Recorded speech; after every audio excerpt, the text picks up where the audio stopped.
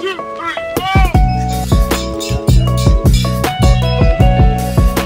नमस्ते, नमस्कार, welcome back. मी किरण तुमचं स्वागत करते माझ्या नवीन एका ब्लॉगमध्ये. तर आता गेले 2 दिवस ना मी माझे जुने व्हिडिओ जे होते तेच अपलोड केले होते, रिअपलोड केले होते. याचं कारण मी तुम्हाला मागच्या माझ्या ब्लॉगमध्ये सांगितलं होतंच. आणि आज आपला डे 13 आहे. 30 डेज 30 ब्लॉगमधला 13 म्हणजे 13वा दिवस आहे. आणि रात्री ना काय झालं, मी रात्री स्वयंपाकाला घेणारच होते, करायला घेणार होते, तर माझं गॅस संपलं. मग रात्री देखील मी काही स्वयंपाक केला नाही आणि सकाळी देखील जे आहे नाश्ता काही केलाच नाही. आम्ही बाहेरूनच मागवला होता, सो तेच खाल्लं. आणि सकाळी आता आम्ही जाऊन जे आहे गॅस सिलेंडर घेऊन आलो.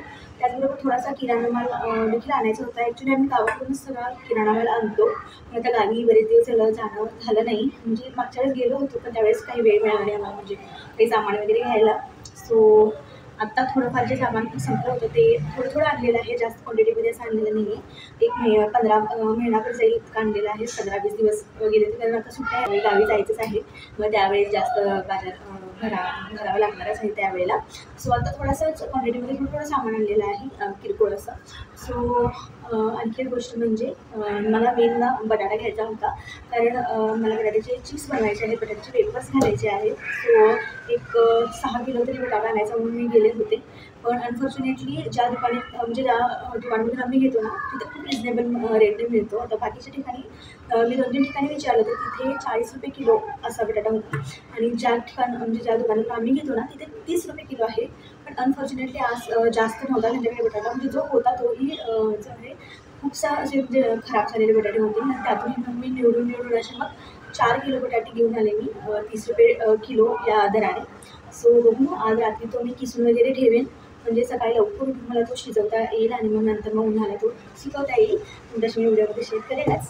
तर चला, आता जे काही सामान आणलेलं आहे ना ते मला आधी क्रॉस व्हेरीफाय करायचं आहे, म्हणजे क्रॉस चेक करायचं आहे. कारण खूप जास्त गर्दी होती आणि बिलिंग काउंटरही फार गर्दी होती, त्यामुळे थोडंफार इकडे तिकडे होतं कधी. सो ते एकदा आवर्जून करायलाच हवं. एकदा बिल आणि आपलं जे सामान आहे ते एकदा क्रॉस व्हेरीफाय म्हणजे क्रॉस चेक करायलाच पाहिजे. सो आता ते मी करते आणि मग तुमच्याशी बोलते. तर सगळं सामान चेक करण्याआधी पहिला म्हटलं जो ओला आपण बाजार आणलेला आहे, दुसरं काही नाही, कोथिंबीर, कांदे आणि बटाटे आणले होते. वेपर्स बनवायचे होते ना बटाट्याचे, त्यासाठी. सो ते सगळं सॅग्रिगेट करून घेऊया आणि कोथिंबीर वगैरे निवडून ठेवूया म्हटलं, कारण आता राशी जे आहे लवकर स्कूलवरून येणार होती आणि ते स्वयंपाकही मला बनवायचा होता. मी तुम्हाला सांगितल्याप्रमाणे गॅस संपला होता, त्यामुळे सकाळी काय स्वयंपाक माझा आवरला नाही. सो आत्ताच मला स्वयंपाक देखील बनवायचा होता. काही नाही, फक्त लाईट असं राईस आणि फक्त चिकन थोडं होतं माझ्याकडे, तर त्याची ग्रेव्ही बनवणार होते मी. तर ते काही मी शूट नाही केलं. आणि इथे जे आहे बटाटे, कांदे मी सगळे सेपरेट करून घेतले आणि त्यानंतर कोथिंबीर निवडूनच ठेवूया म्हटलं. हार्डली एक 5 मिनटं लागतील याला. सो ते काम आवरूनच घेऊया, कारण एकदा ते बाजूला पडलं की मग तसंच राहतं. सो म्हटलं हे एकदा आवरून घेऊया आणि त्यानंतरच मग जे आपण सामान वगैरे आणलेलं आहे ते जे आहे चेक करूया. तर मागचे 2-3 व्हिडिओज जे माझे आहेत ना ते माझे जुने व्हिडिओज मी अपलोड केले होते. याच्या मागचं जे कारण आहे तेही मी तुम्हाला एक्सप्लेन केलं होतं. पण त्या व्हिडिओजना काही जास्त जे आहे काय म्हणतात त्याला व्ह्यूज वगैरे नाही आले.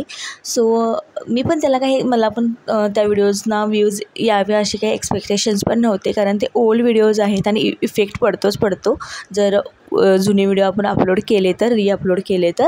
सो हरकत नाही आहे, त्यांना कितीही व्ह्यूज येवोत, म्हणजे कमीच आलेत, त्यांना भरपूर कमी व्ह्यूज आलेत युजली जितके मला येतात त्याहूनही कमी. आणि तसं बघितलं गेल्यावर ना आता भरपूरच जे आहे ना व्ह्यूज कमी येत आहेत. आणि का कमी येतात त्याचं कारण म्हणजे अकाउंट कुठे ना कुठे फ्रीज झालं आहे. ते माझ्याच चुकीमुळे झालं आहे, कारण माझी कन्सिस्टन्सी नव्हती, त्यामुळे बऱ्यापैकी व्ह्यूज यायचे मला, पण ते आता कुठे ना कुठे कमी झालेत आणि ते माझ्या चुकीमुळेच झालेत. आणि ती चूक सुधारण्यासाठीच जे आहे मी हे चॅलेंज घेतलेलं आहे आणि मी एक दिवस नक्की तुम्हाला एक्सप्लेन करेनच. सो चला, आता इथे मी जो माझा किराणा माल आणलेला आहे थोडाफार, तो जो आहे चेक करते.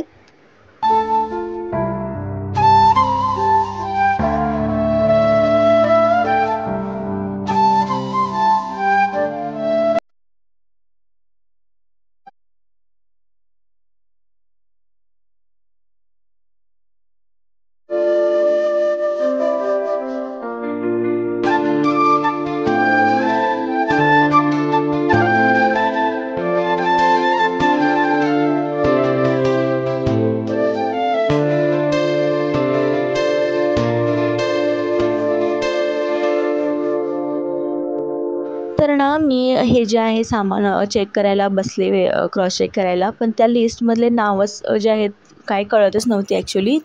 तिथे लिस्टमध्ये नावच म्हणजे सॉरी जे बिल होतं ना त्यामध्ये व्यवस्थित नाव मेन्शन केलीच नव्हते आयटम्सचे, सगळे कोड वगैरे असंच काय काय होतं. मग ते खूप मला झंझट वाटलं की हे चेक करायचं वगैरे. सो म्हटलं राहू देत, आपण क्वांटिटी वाईज चेक करूया, म्हणजे बिलावरची क्वांटिटी आणि आपल्याकडे किती क्वांटिटी आहेत ते एकदा चेक करूया म्हटलं. मग ते सगळं व्यवस्थित आलं, त्यामुळे मग राहू दे म्हटलं, प्रत्येकाचं प्राईस बघण्यात काय अर्थ नाही आहे, कारण याचं नावच काही कळत नव्हतं.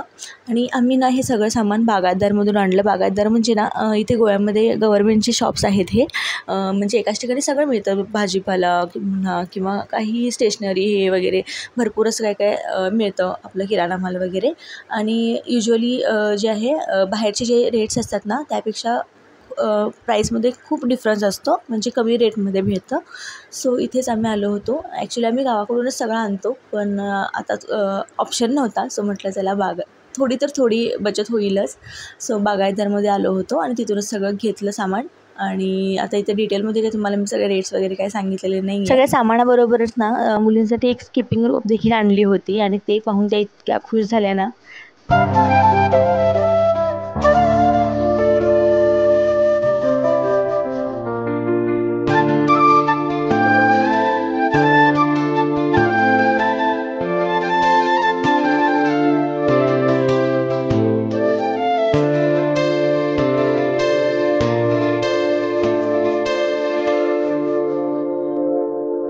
तर सामान सगळं कसं बसं आवरलं आणि त्यानंतर जेवण करून घेतलं. ब्राऊन राईस, चिकन आणि जे आहे सलाद आज खाल्ली होती. आज ब्राऊन राईस बनवला होता.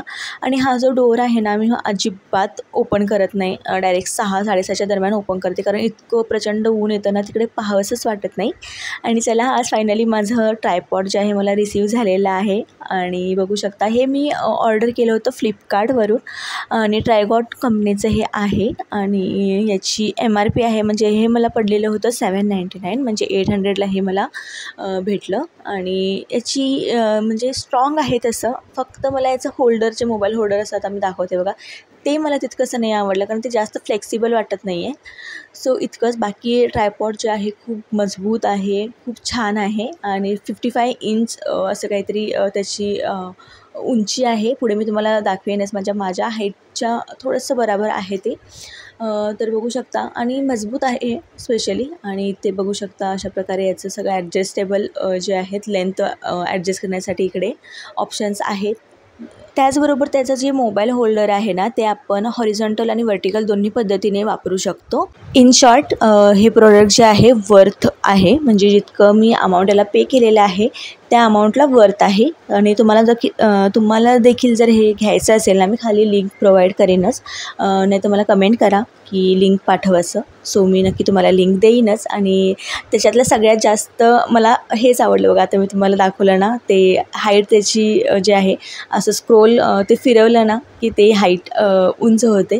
तर हाच जो आहे पॉईंट मला जास्त आवडला ह्याच्यामधला. सो चला आजचा हा ब्लॉग तुम्हाला कसा वाटला मला कमेंटमध्ये नक्की सांगा. परत भेटूया नवीन एका ब्लॉगमध्ये नवीन एका व्हिडिओसोबत. तोपर्यंत स्वतःची काळजी घ्या.